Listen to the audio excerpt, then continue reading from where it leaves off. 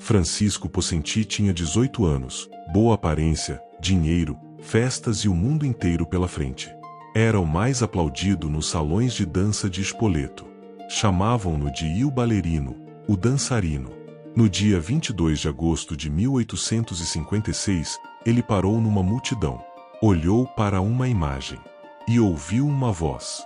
3 semanas depois, havia desaparecido. Ninguém dançou naqueles salões da mesma forma depois que Francisco foi embora. E ele nunca mais olhou para trás. Morreu 6 anos depois, com 24 anos. Sorrindo. Se você gosta de histórias sobre a vida dos santos católicos, deixa o like agora. Isso ajuda esse vídeo a chegar em mais pessoas que precisam ouvir isso. Fica comigo. Porque o que aconteceu entre esse dia na multidão e o último sorriso de Francisco vale cada segundo. Spoleto era uma cidade que sabia celebrar. Nas noites de festa, os salões se enchiam de luz de velas, música e seda. E no centro de tudo, sempre, havia um jovem que todos queriam por perto. Alto, de olhar vivo, sorriso fácil e passos de dança que faziam as moças suspirarem. Chamavam-no de Il Ballerino, o dançarino. Seu nome era Francisco Pocenti. Filho do governador do estado pontifício, Francisco cresceu entre privilégios e mudanças de cidade. Perdera a mãe aos 4 anos, cedo demais para entender a dor, tarde demais para esquecê-la. Uma irmã mais velha, Maria Luísa, ocupara esse lugar com ternura. E a vida seguirá, ruidosa e cheia de cor. Nos colégios jesuítas onde estudou, Francisco se destacava sem esforço. Era o primeiro a declamar nas peças teatrais, o mais aplaudido nos espetáculos acadêmicos. Seus professores admiravam a inteligência. Seus colegas queriam a companhia. As famílias da aristocracia de Spoleto queriam-no nos saraus. O que ninguém via, porém, era o que havia sob a camisa engomada. Debaixo das roupas elegantes, Francisco usava um cilício, um cinto de couro com pontas de ferro que se cravavam na pele. Ninguém sabia, nem seus amigos mais próximos. Enquanto dançava e ria, algo dentro dele ardia, não de culpa, mas de um desejo que ele mesmo não sabia nomear. Nunca se aproximava do sacramento sem deixar transparecer profundos sentimentos de fé, recordaria um amigo de infância anos depois. Francisco ajoelhava com os olhos úmidos. Recebia a comunhão com as mãos que tremiam de verdade. 2 mundos habitavam o mesmo rapaz. E por muito tempo, ele acreditou que podia viver nos 2 ao mesmo tempo. A morte entrou na vida de Francisco antes que ele soubesse recebê-la. Primeiro foi a mãe. 4 anos de idade. Uma criança não entende o que é perder a mulher que a trouxe ao mundo. Sente apenas que algo essencial desapareceu, como se o chão tivesse cedido num lugar que nunca mais voltaria a ser sólido da mesma forma. Ele cresceu com esse vazio costurado por dentro, disfarçado pelos sorrisos e pelos aplausos dos salões. Depois veio Maria Luísa. A irmã mais velha era tudo que uma mãe ausente deixa para trás. Presença, cuidado, a voz que acalma. Quando a epidemia de cólera chegou a Spoleto em 1855, foi ela a primeira a adoecer. Francisco tinha 17 anos. Estava no vigor da juventude, invencível, como todo jovem acredita ser, quando viu a irmã enfraquecer dia após dia, até que o quarto ficou em silêncio. Aquele silêncio pesou diferente de todos os outros. Pela primeira vez, Francisco olhou para a própria vida e a viu pequena. Os bailes pareceram ocos. As roupas elegantes, ridículas. O que é a alegria de uma noite de festa diante de um caixão fechado? O que vale a admiração dos outros quando alguém que você amava some para sempre numa manhã comum? Naquela dor, algo se moveu nele com seriedade pela primeira vez. Francisco foi até o pai e anunciou que queria entrar num convento. O pai recusou, achava que era o luto falando, que passaria. E passou, pelo menos por fora. As festas voltaram. A música voltou. O dançarino voltou aos salões. Mas algo havia mudado para sempre no olhar de Francisco Pocenti. Aquele que dançava ainda sorria. Só que agora, entre uma música e outra, havia um instante, breve, quase imperceptível, em que ele parava. Olhava para o nada. E respirava fundo, como quem sente o peso de uma pergunta que ainda não encontrou palavras para formular. Deus costuma falar primeiro através das perdas. Francisco ainda não sabia ouvir, mas estava aprendendo. Era 22 de agosto de 1856. Spoleto havia parado. Vez por ano, a cidade inteira saía às ruas para acompanhar a procissão da Sacra Icona, um ícone bizantino de Nossa Senhora, doado pelo imperador Frederico Barba Ruiva em 1155, guardado na catedral com devoção de séculos. Dizia-se que a imagem havia atravessado perseguições, guerras e o tempo sem perder um traço de sua expressão serena. Aquela tarde de agosto, ela seria carregada pelas ruas de Spoleto entre cânticos e velas, como todos os anos. Francisco estava na multidão. Não por devoção particular, estava lá porque todos estavam. Era o tipo de evento que a cidade não perdia. Ele esperava a procissão avançar entre os outros fiéis quando o ícone chegou à sua altura. E então Francisco fez o que qualquer um faria, olhou para a imagem. O que aconteceu a seguir, ele nunca conseguiu explicar completamente com palavras. Os olhos da Virgem, pintados sobre madeira antiga, sem vida própria, pareceram encontrar os dele com uma precisão que não era humana. E no silêncio interno daquele momento, Francisco ouviu, não com os ouvidos, com algo mais fundo. Uma voz clara, serena, que não deixava espaço para dúvida. Francisco, o que fazes no mundo? Tu não foste feito para ele. Segue a tua vocação. Ele ficou imóvel. Ao redor, a procissão continuava. As pessoas cantavam. As velas tremulavam. Ninguém havia percebido nada. O mundo inteiro seguia seu ritmo, e Francisco estava parado no meio dele, com as lágrimas descendo pelo rosto sem que conseguisse contê-las. Não eram lágrimas de medo. Eram de reconhecimento. Como quando alguém finalmente ouve dito em voz alta aquilo que carregava em silêncio há anos. Segue a tua vocação. 3 semanas depois, Francisco Possenti despediu-se do pai, dos amigos, da cidade. Despediu-se de uma jovem chamada Maria, que estaria presente, décadas depois, na sua cerimônia de beatificação, velha e com os olhos brilhando de algo que não era tristeza. Deixou para trás os salões, os aplausos, as roupas finas, o futuro que o mundo havia desenhado para ele. Partiu para o santuário de Loreto, onde passou dias em oração diante de Nossa Senhora. Depois seguiu para Morrovale, onde bateu à porta do noviciado passionista. Quando recebeu o hábito negro da congregação, assumiu um novo nome. Não mais Francisco, o nome do mundo, da dança, da aristocracia. A partir daquele dia, Gabriel de Nossa Senhora das Dores.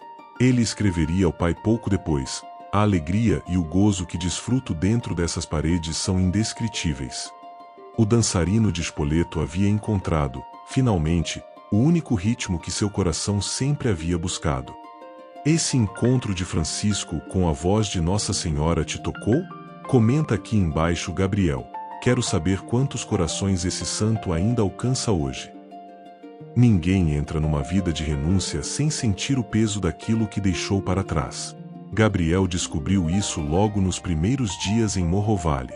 O convento passionista não tinha nada dos salões de Spoleto, nem a música, nem a luz, nem o conforto. As paredes eram frias.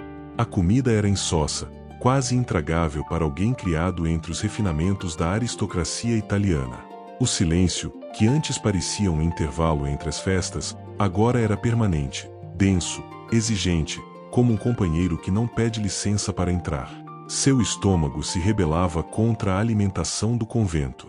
Seu temperamento, sempre intenso, sempre pronto para explodir, precisava ser domado numa rotina que não admitia impulsividade. Havia momentos em que o passado batia a porta com força, a lembrança de uma noite de dança, o cheiro de perfume e velas nos salões de Spoleto, o som das palmas depois de uma declamação. Gabriel não fugia dessas memórias. Ele as encarava, e então as deixava ir. Por que falarmos daquilo que temos de abandonar para sempre?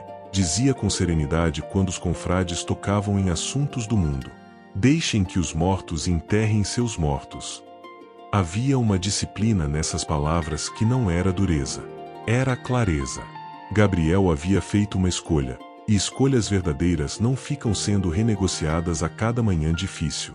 O que sustentava tudo era o crucifixo. Ele nunca se separava dele. Segurava-o durante as conversas, discretamente, na palma da mão. Dormia com ele sobre o peito. Estudava com ele ao lado dos livros, e de tempos em tempos parava, olhava para a imagem de Cristo crucificado, e a beijava com tanto fervor que, com o tempo, o metal foi se desgastando. Os traços do rosto de Jesus na pequena imagem foram se apagando sob o calor repetido daquele beijo devoto. Havia também os jardins do convento, onde Gabriel reservou um espaço só seu, um canteiro de flores cultivado com paciência, exclusivamente para enfeitar o altar.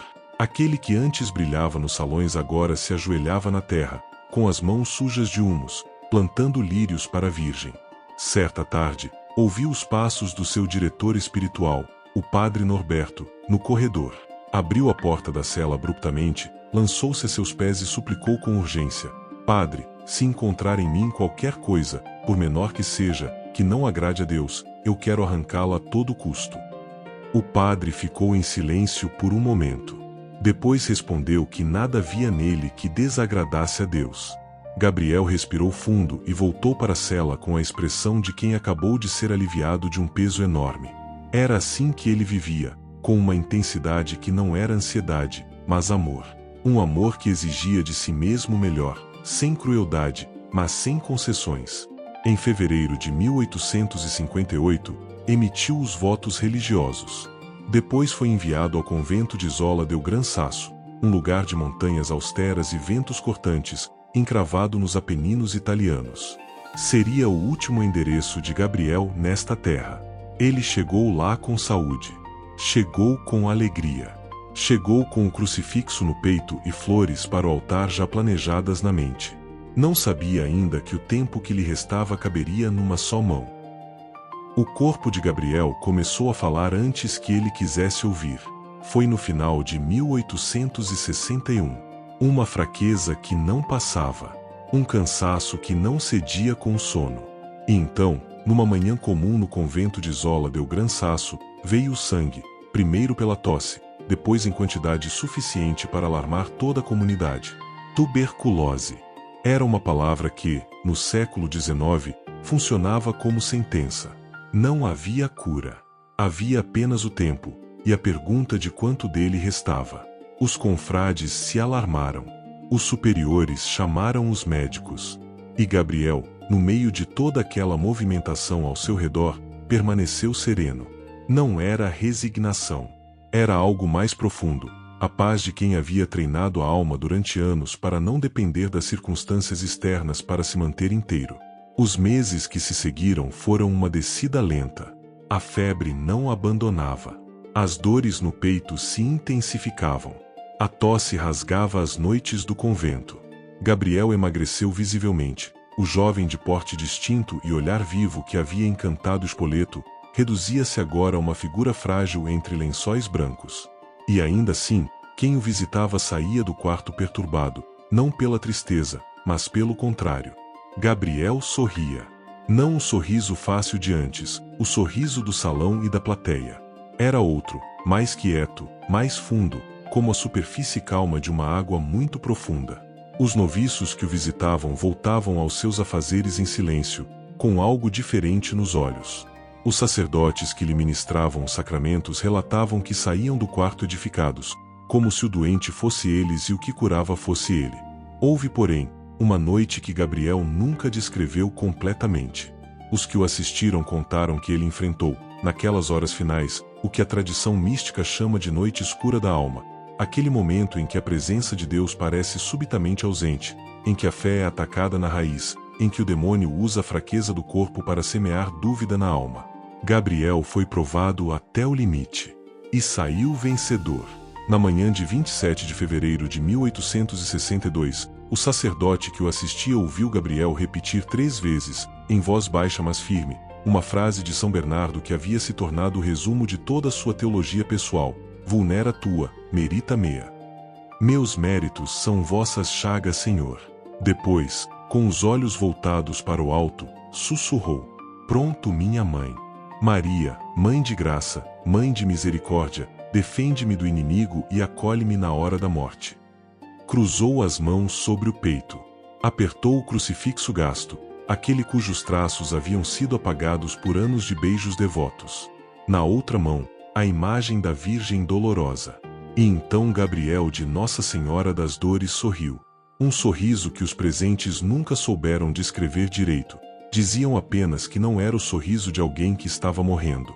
Era o sorriso de alguém que estava chegando. Tinha 24 anos. O dançarino de Spoleto havia dançado pela última vez, e desta vez, nenhuma plateia humana foi capaz de acompanhar os passos. 6 anos. Foi tudo o que Gabriel teve, do dia em que ouviu a voz de Nossa Senhora na multidão até a manhã em que fechou os olhos com um sorriso que ninguém esqueceu. 6 anos. Sem grandes obras visíveis. Sem livros escritos, sem missões distantes, sem discursos históricos. Apenas um jovem que decidiu, num dia de agosto, levar a sério aquilo que sentia por dentro, e que passou o resto da vida inteira honrando essa decisão, um dia de cada vez, uma renúncia de cada vez, um sorriso de cada vez. A Igreja o beatificou em 1908. O canonizou em 1920. O Papa Bento XV o chamou de exemplo a ser seguido pela juventude dos nossos tempos, e os nossos tempos, curiosamente, não pararam de precisar dele. Porque toda geração produz seus próprios salões de dança, suas próprias seduções elegantes, seus próprios ruídos que encobrem a voz mais funda. E toda geração tem seus jovens, que no momento inesperado, param no meio da multidão, e ouvem. A questão não é se a voz vai falar. A questão é se a gente vai ter coragem de responder. São Gabriel das Dores respondeu. Com 24 anos de vida, e um sorriso que ainda hoje, mais de 160 anos depois, não terminou de iluminar o mundo. Se essa história ficou com você, e eu acredito que ficou, faz uma coisa simples agora. Compartilha esse vídeo com alguém que precisa ouvir isso hoje. Pode ser um jovem que está perdido. Pode ser alguém que esqueceu que ainda é possível recomeçar. Pode ser você mesmo, num momento diferente. Deixa o like, se inscreve no canal e ativa o sininho. Cada notificação é uma história como essa chegando até você. E me conta aqui nos comentários, qual santo você quer ouvir no próximo vídeo. Escreve o nome aqui embaixo. A gente produz. Esse canal existe por causa de você, e para pessoas como você. Até a próxima história.